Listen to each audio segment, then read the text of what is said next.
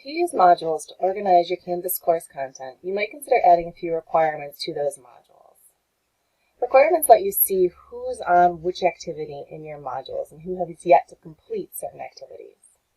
To add a requirement, click on the three dots on the module and then click on Edit. You have a few different options for requirements. You can choose that students must complete all of the requirements you list, or that they can complete just one of the requirements you list. If you choose to have them complete all of the ones you list, you can also decide if they have to go through them in a sequential order or not. I'll put a couple of requirements in. I have a few different things in this particular module. The first one is a lecture about APA style, so I can click on that.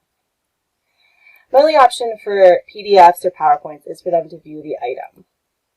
I can add another requirement too, such as completing the final exam, and then I have a few more options, like submitting the assignment or scoring a certain score. I'll just have them submit the assignment.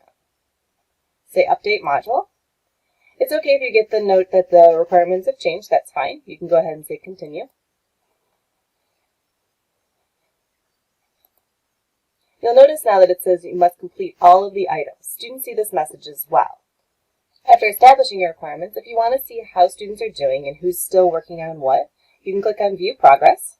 This pops out a menu of all of your students in your class, and clicking on a student's name will show you where they are and what they have left to do. This can be especially helpful in an asynchronous online class where maybe students are completing the content at their own pace and you want to know who is where.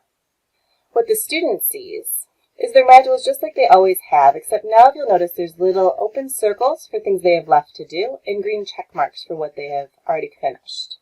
And they'll also see a red circle indicating that they've started the module but they have yet to complete it.